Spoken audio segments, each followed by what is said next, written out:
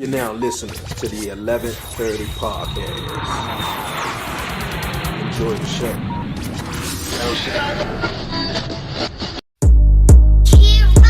I'm from the city, DC, that's where I'm from. 11:30 podcast, Dre and Willsy is the one. Let's get it, yeah. Who with me? Let's get it, yeah. Who with me? Yeah. I'm from the city, DC, that's where I'm from. Let's get it. 11:30 podcast, Dre. Oh, yo, what it do, everybody, man? We back at it. Welcome, everybody, to another episode of the 11:30 podcast. What's goody, everybody? Appreciate everybody tuning back in for another episode. Y'all already know what time it is. It's not 7:30. It's 11:30, man. We here on YouTube. If you're new to the show and if you haven't done so, definitely make sure you hit that like button down below. Subscribe, follow the 11:30 podcast on all social media platforms, and definitely make sure you subscribe. But now that's out the way, you guys, man, we're going to get into the show. Got a great guest, you guys, that's joining me here on this week's episode. You guys, Miss Blue, you guys. She's an actress. She's a music artist, you guys. She's an entrepreneur, just to name a few. She's a radio host as well, straight out of Houston, Texas. She's going to be joining the 11:30 podcast show this week. We ain't going to waste no more time. We're going to bring on Miss Blue. What's going on with you? Hey, how's it going? I'm going well. Everything is going well over here. How about yourself? I can't complain. Okay, cool. Hey, that's what's up. How life treating you though?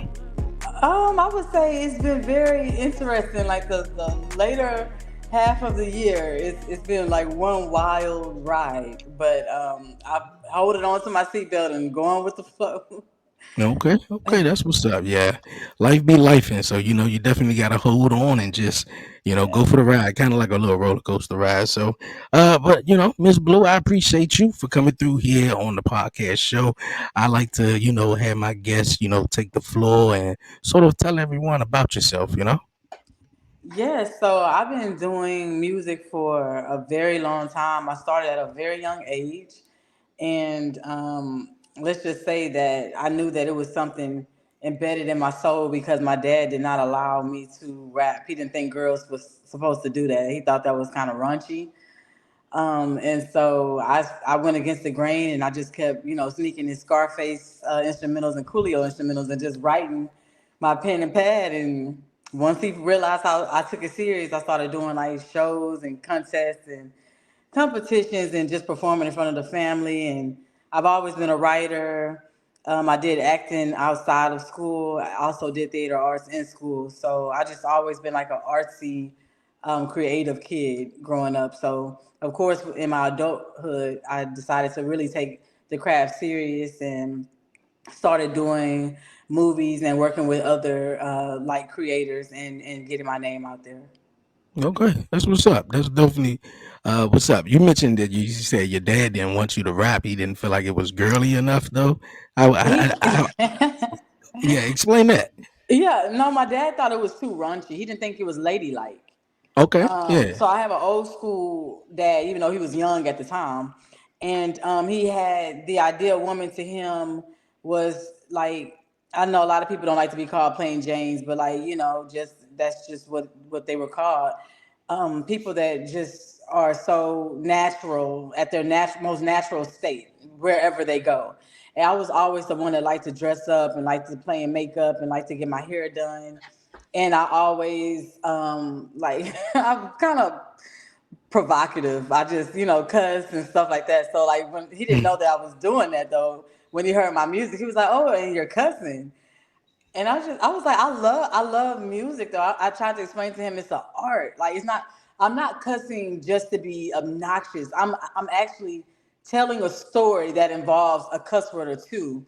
And if you listen to it, you'll appreciate the story if you can just get past, oh, she's cussing. But Yeah. yeah, I was just one of those, like I said, creative kids growing up, and he just had to understand that. And I'm glad that he did start to understand that, and he bought me my first karaoke when I was 13. That's dope. That's dope. What was it? I know you said music was an art, though. And it's an art to you, which it is, though. But what was it about music? And you was also sneaking, listening to the Scarface too. So what was it that led you and drove you to music? Well, so ironically, neither one of my parents are musically inclined, but Hmm. both of my parents know good music, great music, amazing. And so imagine telling someone, "Oh, you can't rap, you can't sing, but you play nothing but hits. You're playing hits all day long. So how do you not expect me to be inspired? And if it's already Mm, something that's embedded in you that you don't know about, and you're around all this good music and all these talented people, it's going to ignite something inside of you.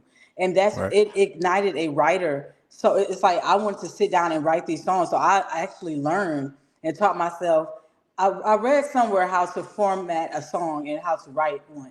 And that's what I did. And I would arrange songs myself. I would come up with tunes in my head. But yes, I was around all this, influenced by all these amazing artists. And when I found out what an instrumental was, I really lost my mind. Because then I found out, wait a minute, hold on. I could take my words. Now, I know how the song goes, but I can go write something, take my words, put it in my karaoke machine, and get my mic and record over this. And now I got a song Yeah. like a mixtape song. Oh, it was on after that. I, I I know that feeling. The guy who you heard in the intro was that was my brother. He was killed 2 years ago, and I'm growing sorry to hear up. that. Thank you. But growing up, and when you said it was something about them instrumentals, it just made me think back to them times that you know where we sat in the room and we played instrumentals and put our lyrics and words together to music, and just how music, especially when you're the artist putting it down and pulling out your story to the beat and to the music, Right. is unexplainable. It's a definitely a dope feeling, though. But you've been doing your thing for some time, though, and Thank you. for music. And you started out, you really sort of started out by selling your mixtape, sort of at a mall, right? Yeah, that's funny right there because I actually missed that era of just that the hustle and the grind because you didn't see a girl out there getting it in with these guys, and it was always like guys would test me, and they would be like, "Oh, she's about her business." Like that's how I ran into like Boss Hog Outlaws, that Slim Thugs group, because it was like, "Wait a minute, this lady is really." Young lady is selling these CDs. I like every day I made it my business to sell 20 CDs. Mm, Like literally 20 CDs. And so yeah, that's what I did, just grinding, hustling, and just trying to get my name and my music out. And that's exactly what I was able to do at the time. And then it was the culture. Houston culture has always been like that grind, that yeah. like that hustle. So you're always seeing someone selling movies, selling selling music. It's always something. So yeah, I was in it at a great time. Okay. How do you feel about like sort of the new generation of artists or music, people who are coming up in the game, and they got social media now, whereas like you could just put out a hit, whereas like at the times where you went to the mall and you weren't guaranteed, but you just was selling your mixtape and stuff like that, and how the struggle is from uh selling mixtapes at the mall then versus today's. Yeah, you know what? It's I feel like I'm happy to witness the involving of time. We have to evolve, and even if you started selling music on the streets and things like that, you have to, kind of like learn how to do this digital age. We're in a digital age, and so I'm all for it. I mean, the only thing that I don't like is when I was out there doing music and pushing my music, if it didn't go hard, they didn't lie about it. I don't care how Mhm. cute I was, because I always dressed up, always had my little sexy persona. But that the guys and the girls didn't care, especially the guys. They held me accountable and was like, you could do better on here, or hey, this go hard, or hey, you could have did this better. I don't like the fact that in the new generation with this digital age that it's about somebody's body or somebody's Mm, skin tone or how many chains he's wearing or his Bentley or BMW.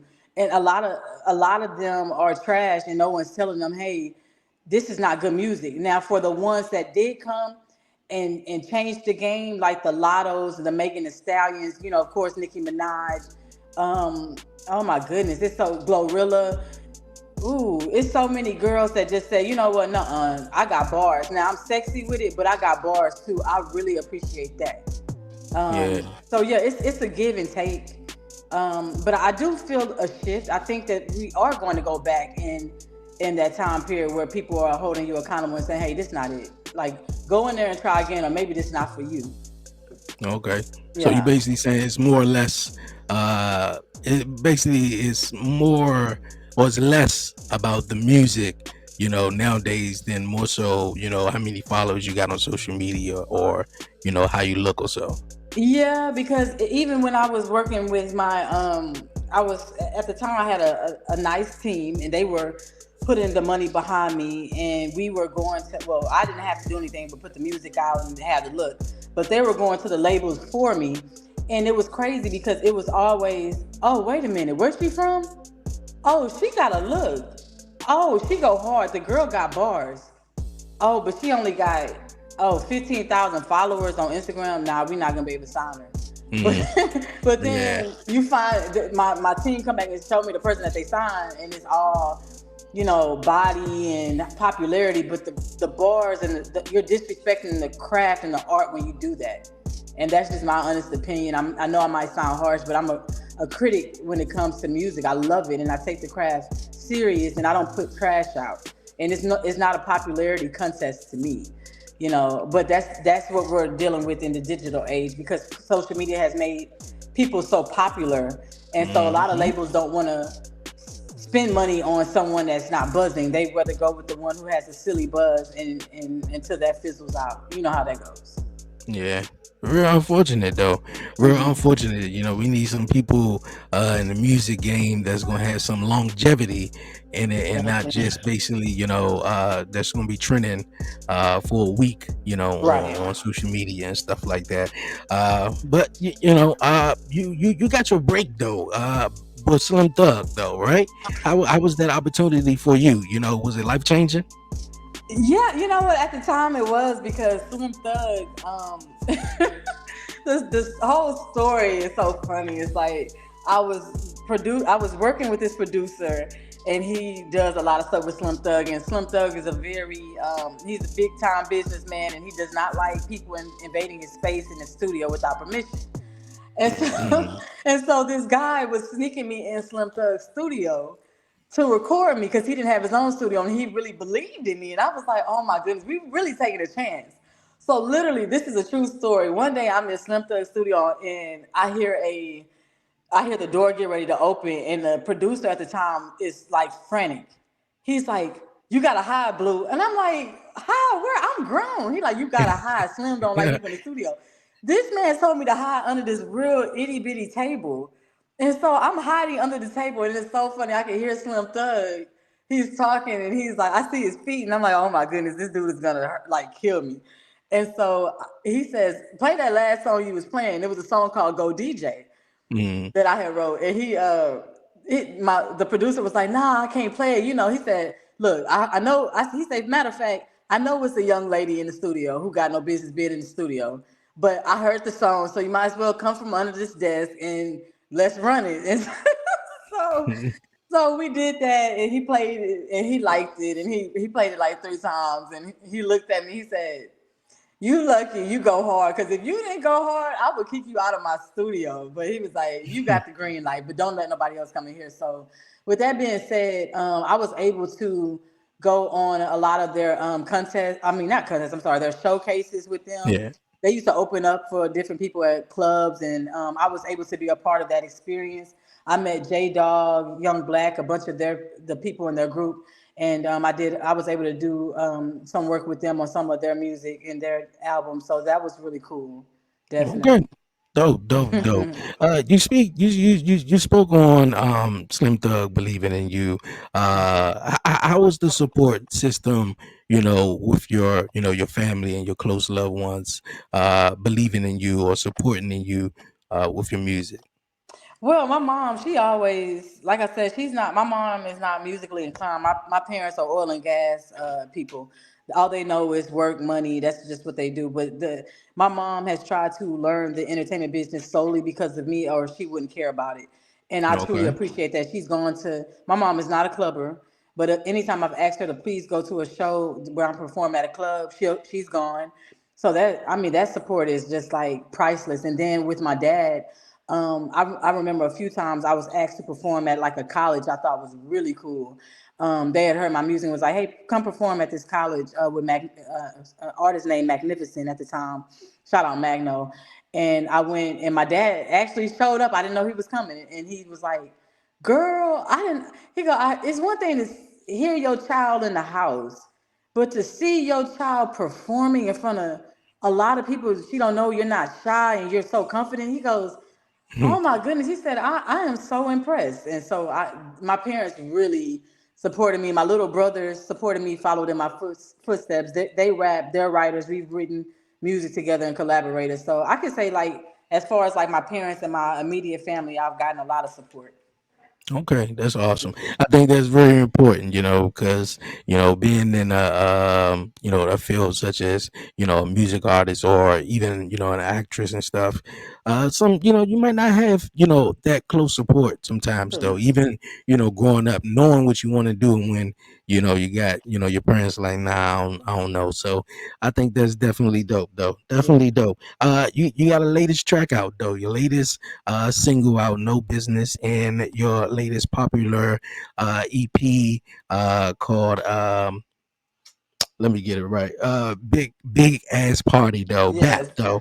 Yeah, you got Can it. you tell everybody about it? I was just checking it out though. I dig it though. I definitely dig it though, and Thank you. the video and everything. So yeah, can you tell my listeners about it and definitely where they can check it out at.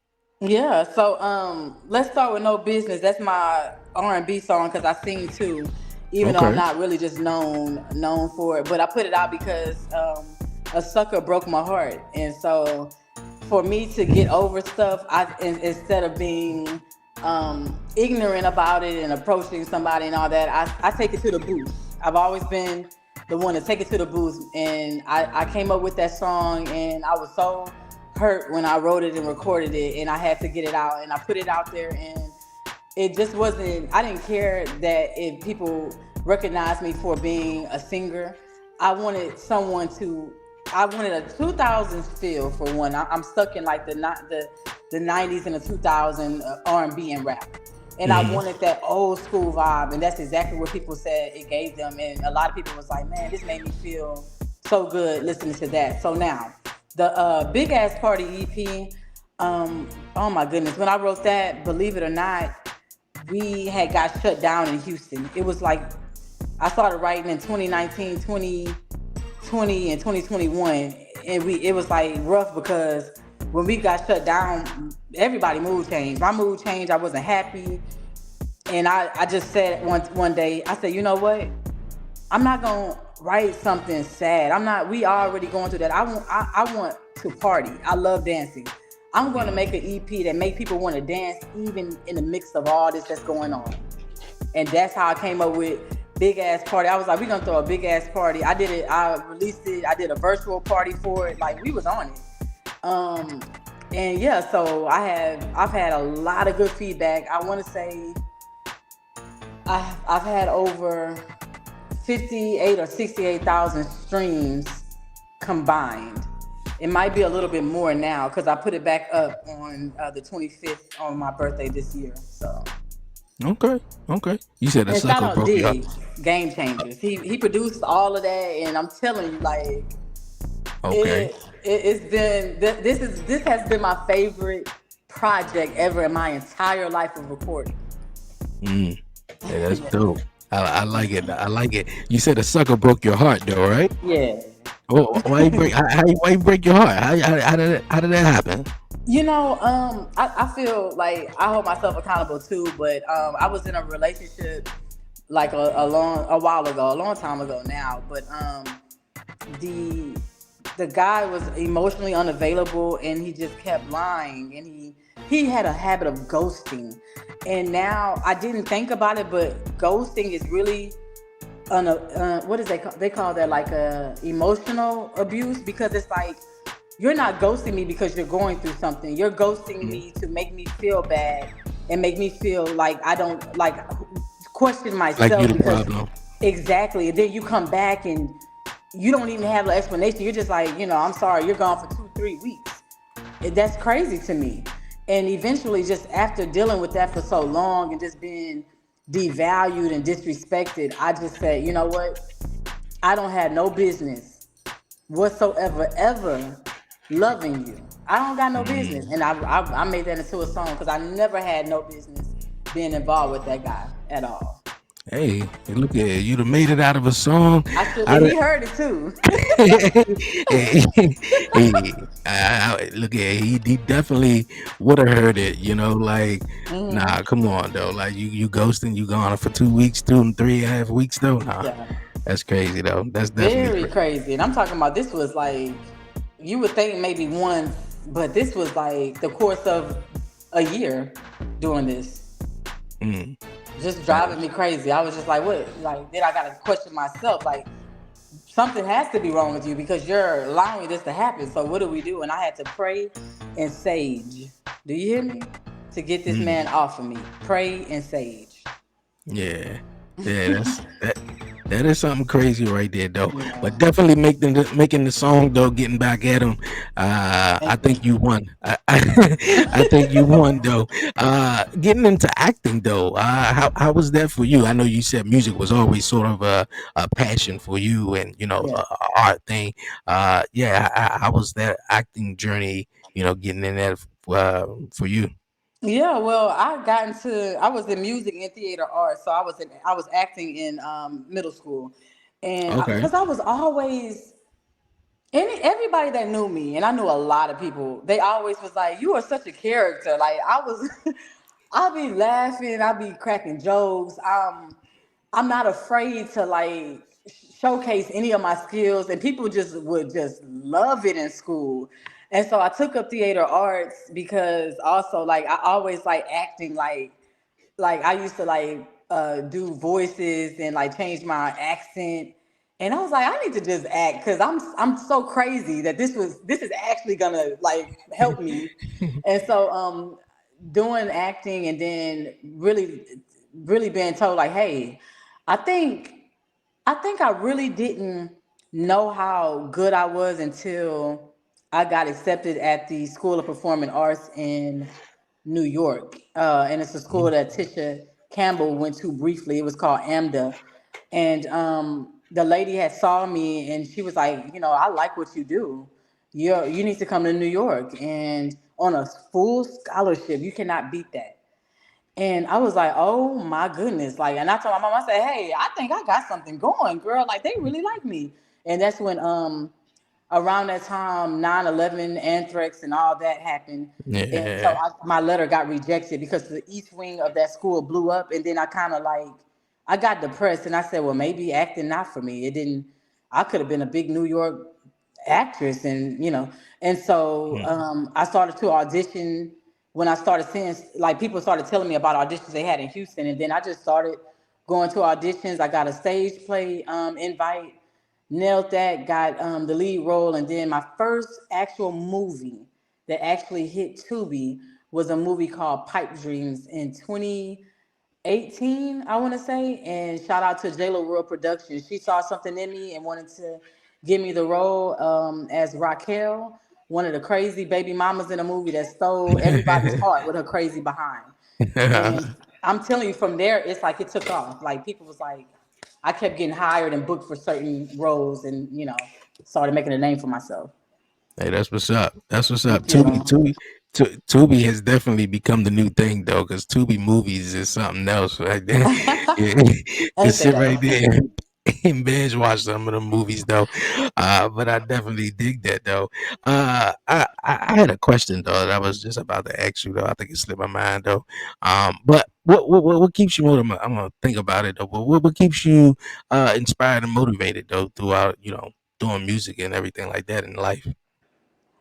Well, I always say it's like it's a gift embedded in my soul, and even if I never make it mainstream, it would sting, but I'm still going to do it. I'm still going to put music out there because when I look at my TuneCore account and I look at my streams on Spotify, I have people that love my music, and I appreciate that so much. That I have people that tells me in my moments where I'm not putting out anything. If you can go to my YouTube, I can't make this up.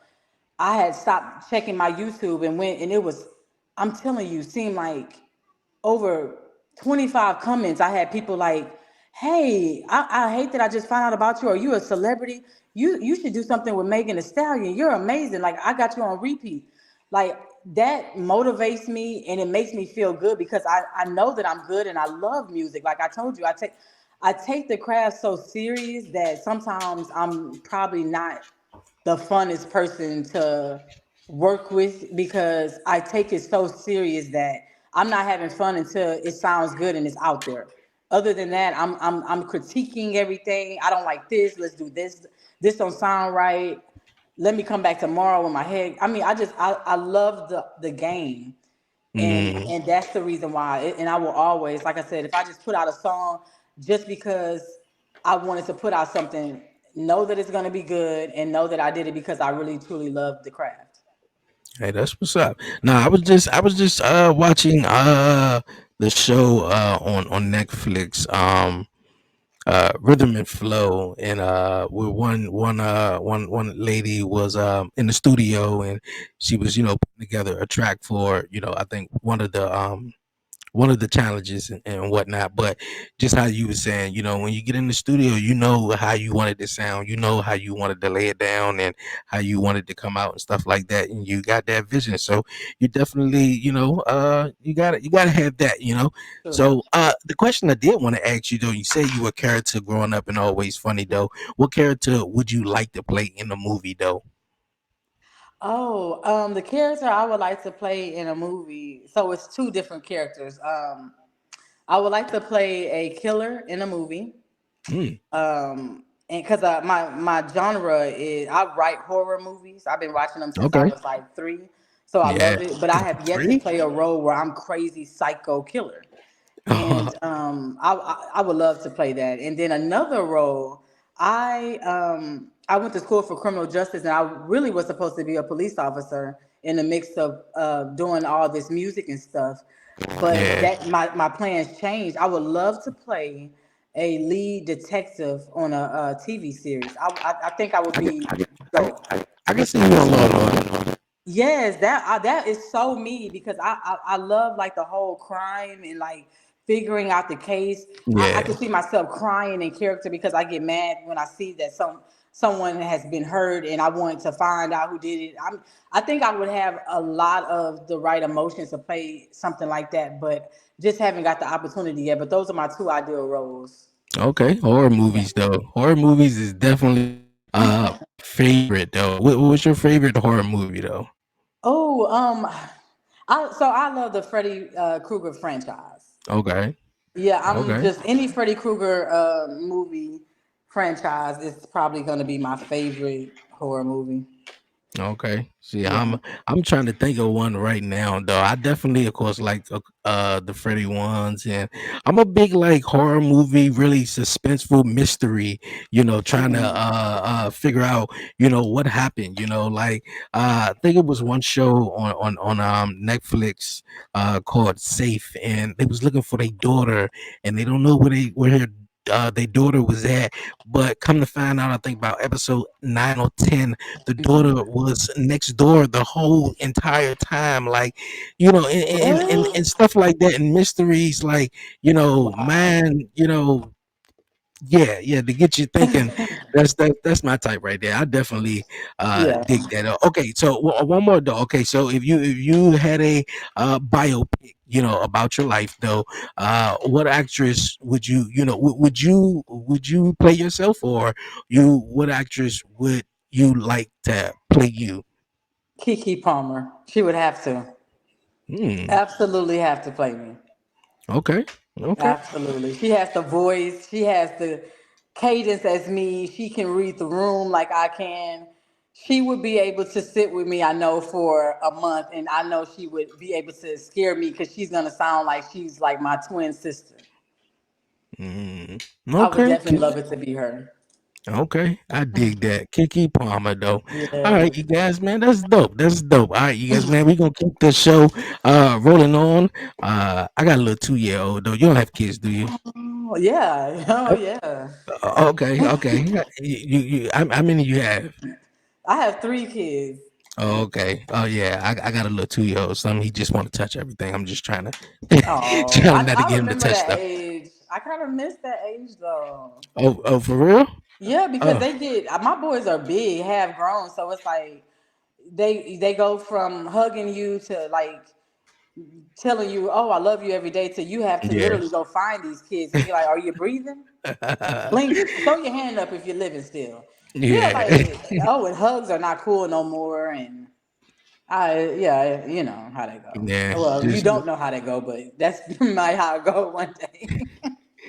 yeah, I hear it. I have dad talks a lot though, and everybody was like, "Yeah, that 2 year old stage and your little toddler stage, that ain't nothing though." But wait till you get a little 17, 18 year old and they act like they don't know you though. Oh, yeah. Mhm. They definitely got Definitely, that bad. yeah, definitely. All right, you guys, man. We gonna keep the show rolling on, you guys, man. It's time for the 11:30 podcast.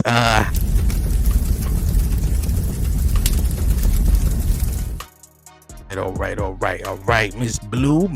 You know what? Before we get to the hot seat, though, I didn't even ask you. How did you come up with the name Miss Blue, though? Before we get to Oh the questions, yeah. though. Um, I got the name in middle school. I used to wear all blue. It's just like my Okay. favorite color. Yeah, I used to have these glitter stars. I told you I was something else. And I found hair glue that wouldn't take my hair out. And I would put these blue stars in my hair and flip it up, and then I would have blue eyeshadow, and you couldn't tell me nothing, and everything was almost always blue. And so my friend was like, "I'm gonna just start calling you Blue," and I was like, "Okay." But in middle school, it was just kind of like not popular. But I don't know. I think it's because I ran track. Because in high school, the name got so popular, it got insane. Like principals stopped calling me by my name, and they would be like, "Hey, Blue, I see you." Like, and it was the it was the weirdest thing. Like, it just went around like this, and then so I kind of got bored. I was like, "Man, Blue just not gonna work. I gotta add something else." So I was Slim Blue all through high school, and I had it on my Letterman jacket. So everybody was like, "What's up, Slim Blue?" or "What's up, Slim?" Yeah, so that's how I got the name. Pretty much my my middle school friend. Okay. Okay. Cool. Miss Blue. I definitely dig it though. All right, we Thank you. gonna we gonna get into the questions. Here on the hot seat. All right. If you had a warning label, I definitely like sort of asking this question.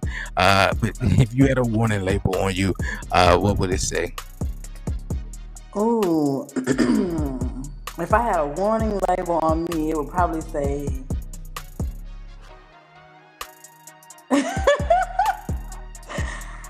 caution. This one talks shit. Okay. Probably Okay. Talk that. shit. Okay, you Yes, gotta the talk your shit queen. though. Okay. Okay. All right. Question number two. What toxic trait that you what toxic trait that you will not deal with in a relationship? Or that's a Mm. deal breaker in a relationship, better yet. A deal breaker in a relationship, toxic trait is being I want to say, like not being able to communicate. And Mm, then when someone brings up something that you don't like, they get mad and defensive, and they give you jerk behavior. That's so toxic to me. I won't deal with that. okay. Yeah. Okay. I got you. Yeah, communication is definitely on the top of the list, though. Definitely on the top of the list. Number three, if you could take a vacation with anyone, past, living, or alive, who would it be? Michael Jackson. Michael Jackson. Okay, We that's your would have favorite, so Michael much Jackson. fun. We would have so much fun. Me and Mike. I really miss him being around and stuff. But yeah, definitely Michael Jackson. Past living. Living. I'd probably go with. I'd probably go with Nicki Minaj. She crazy and she's a Sagittarius like me. So we're gonna be doing the craziest stuff. Okay, okay, that's what's up. You a Sagittarius, though. When your Yeah. birthday? November 25th. November 26th. Okay, happy belated birthday. Mine was Thank the you. 30th, November 30th. Oh, okay. My November, my Sagittarius people. Yeah, yeah, yeah. You know how we get down. That's Oh what's up. yeah. That's what's up. All right. Next question. If you do you have any regrets? If so, why? I try very hard not to live life with regrets. Um, hmm, that's a good question. I don't. I don't. I try Take not your to time. live with regrets. I mean, because sometimes I'll be like, I regret the guys that I had kids by, but I love my kids to death. So I can't. That's why I say I can't. I don't. I can't give myself room to have too many regrets because it affects the people and things that I love. So Mhm. maybe the doctor that I chose to deliver my daughter, I live with that regret because she injured her. So yeah, Mm. that's a deep one, but I mean that's literally probably the only regret I could really just say I have. Okay. Yeah, that Yeah, sounds deep though. yeah, it Okay. is Yeah. very deep.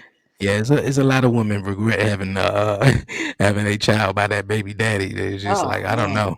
but I then don't it's know. like the kid's so cool, so it's like you know what, I guess. Yeah, yeah. I remember growing up, my mother just look at me and just, you look like your daddy. You just Oh, hit me with that. And was just like, yeah, all right. Things just didn't go well. Okay, all right. Who's your on your list? Who's your top five music artists? mm. Can it be just rapper, singer, both? Yeah, it don't even Okay. matter. My top five: Beyonce, Nicki Minaj, 50 Cent, Jay Z, and oh, I gotta give it to who would I give it? I mean, I'm gonna always say Michael Jackson, but living, who would be my fifth person? Oh, Missy Elliott. Mm, Yeah, okay. Yeah, Missy Elliott, I remember her definitely growing up. The whole transformation is just so shocking. Just seeing her, how she look now though. I think it's definitely dope though. You said someone else. Who you said? You said Michael Jackson, 50 Cent, yeah, um, Beyonce. Beyonce. Yeah, Beyonce. How you feel about her doing the country music though? Beyonce. I went to church with her and actually knew her. Mm, And Solange on a personal level, and so like I have nothing but the utmost respect for Beyonce. She could put out an album talking about a brick house, and I would buy it and support it. I literally yeah, like this woman can do no wrong in my eyes. She's a hard worker. I thought the album was great. If anything, I got mad because the label. I feel like Columbia kind of skipped over Renaissance. This is my opinion. I feel like Renaissance was her Michael Jackson album. I don't understand how the world don't see it as that. That was that album, like for people that doubted her and still didn't want to give her her props. Renaissance album was the Michael Jackson album. That was the album. Like, look, she could do everything. Look, y'all better stop hating. If you're a hater, you got to look and say, look, I've been hating. I got to give it to her, and they didn't. Cowboy Carter is definitely a cool vibe. It definitely shows Beyonce doing something different. But even Beyonce would tell you it wasn't a country album. That was a Beyonce album. But Renaissance, oh my goodness, whoo, she outdid herself with that one. yeah. Hmm.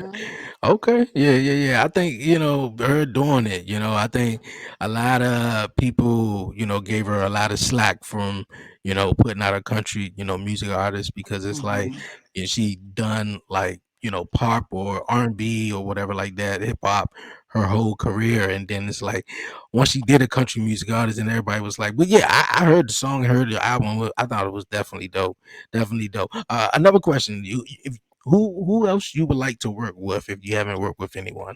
Who would you love to, collaborate with? I would love to work with Megan Thee Stallion because I'm Hey, so tired of people saying that this me and her sound alike. We got to get on the track together. I was out before her though, I kind of so do. I I kind of was do. I'm older than her, so that I was out first. She just got signed. I never did, but I would love to. I would love to work with Megan. I would love to work with Nikki. I would love to work with Missy Elliott. I would love to do something with Keisha Cole, K Michelle, and I would like to do something with 50 Cent, definitely. I think Okay. that working with 50 Cent, like something would be cool. And Wayne, oh my goodness, like, so let me go back to, like, I gotta add him on my list too. I know you said five, but Lil Wayne is like an amazing artist, and he is definitely one of the goats. So Yes. definitely. Usually I say him first, but like I said, sometime in the spur of the moment, I'll just say like my roundabout. But I gotta add Lil Wayne, and I would definitely have love to work with Lil Wayne. That would be so cool. Yeah, Lil Wayne is definitely Oh, his gotta bars be on is your. crazy. Yeah. If you're a fan of hip hop, or a music artist yourself, that just a fan of hip hop, and Lil Wayne is definitely up there on the list, man. So He is. that's dope. That's definitely dope. Look at Miss Blue. I appreciate you for coming through and riding with us here Thank on the you. 11:30 podcast show. But before you leave, everyone, man, the links are down below. Make sure you go check out Miss Blue latest EP, her album, everything. Her video also, Shake That Ass, is out right now. So make sure you go check it out and everything. But yeah, all the links are down below. Is definitely go stream her music on Spotify. But before you go as well, you have any questions, any shout outs, anything you'd like to say? I just want to shout out, thank you, 11:30 podcast for having me on. This was a cool vibe, and thanks for taking the time out to know your stuff about Miss Blue. I always appreciate stuff like that. Anyone that tuned in and listen, I'll share it as well. And just everybody that's a creator, just keep creating, man. I don't care if you got one or two likes, just keep doing it, but do it for the love and don't put nothing out but your best. Your music is your legacy. You will be remembered by what you put out. Always make sure it's your best and just keep Mm. going, keep pushing straight up. I dig that. I like that. You do the same though. You definitely do the same, and definitely keep killing it. For Thank you. everyone who's tuning in, man, we're gonna take a quick break. We're gonna come back. We're gonna wrap up the show. We got the WTF moment and more. Don't move. You're listening and you're watching to the 11:30 podcast. Appreciate you, Miss Blue. Thank you. C is unique. We match other world-class cities pound for pound in dining, nightlife, arts, culture, theater, sports, outdoor activities, green spaces, and the list goes on and on. But nowhere else can compete with our monuments, our museums, and memorials. And no other city has as many free things to do. Add it all up, and DC's diversity of experiences is truly unmatched. There's only one DC.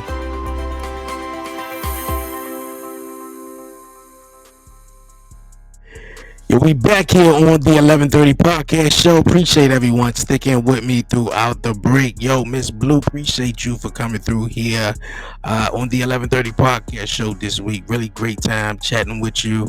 Everyone, the links are down below. Make sure you go stream her latest single, No Business, her latest dope EP, you guys, called Big Ass Party Batman. So definitely go check it out, and Shake That Ass is definitely streaming on YouTube, man, for real. Dope, definitely. So I kind of see the comparison a couple of people are making with her and Megan Thee Stallion. So I was listening to it, I was like, man, she kind of got that vibe though. I could rock with it though. But yo, Miss Blue, appreciate you for coming through here on the 11:30 podcast show. But you guys, like I said before the break, before we roll on out of here, you guys, man, it's time for the WTF moment of the week, you guys. Yes, WTF moment of the week. And each and every week, man, I gotta bring you guys the WTF moment. And this week, man, the WTF moment, man, yo. Now I go to a couple of sporting events though, mainly WWE, and they used to do this, I guess back in the days, but I guess since they went PG family friendly, they kind of like stopped it at live events. But you kind of like see it at basketball games, hockey games, or whatever, and it's the kiss cam, and yeah, the kiss cam can be really really awkward, and it was a game last week. I believe it was the Sacramento Kings were playing, and the kiss cam was on. It was real awkward in the beginning. Showing people and was like, oh well, nah, I don't know, I'm not kissing that person, or at least they not just kissing on the cam, and then it goes on, and of course you get a couple of people start to kiss or whatnot. But this one chick just just went all the way with it right there. I mean, it was supposed to be a kiss cam. I guess it was a neck cam for her. She started to proceed to do the neck motion if she was giving her man some head or whatever like that. But WTF, man, if you guys haven't checked this out right here. And let AI video create a beautiful moment of connection, even when you're miles away.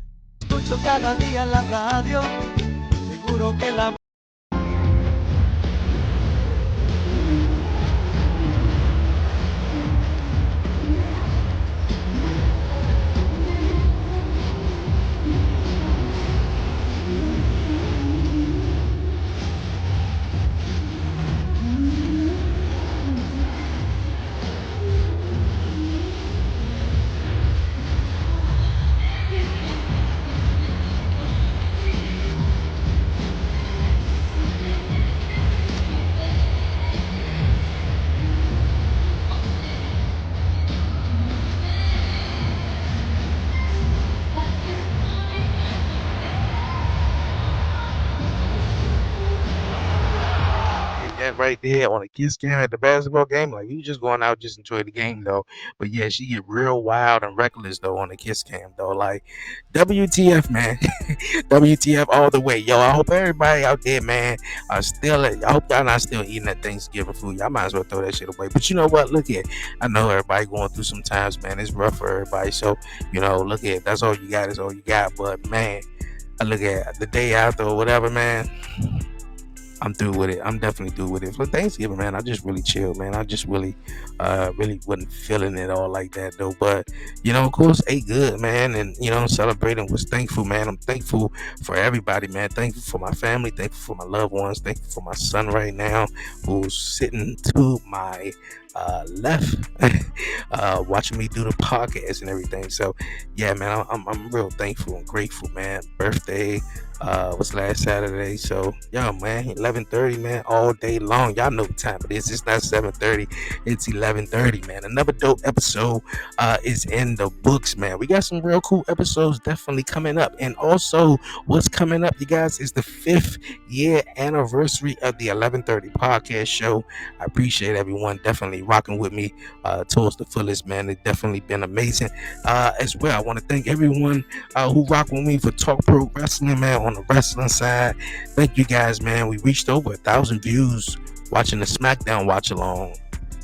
I want to say maybe 2 Fridays ago, man. So we definitely doing up, man. We going big. I appreciate everyone supporting the 11:30 podcast show. So make sure you follow the 11:30 podcast on all social media platforms, on TikTok, on Instagram at the 11:30 podcast or _ everywhere, man. For real, everywhere. All right, you guys, man, I'm about to head on out of here, you guys. Until next time, y'all already know what it is, man. It's your man Dre, aka Dre on wheels. Stay smooth, stay easy, be blessed, man. Give all the glory to God, man. Won't he do it? So tell a friend. Yeah, tell a friend. Yo, until next time, I'm out, you guys. Peace.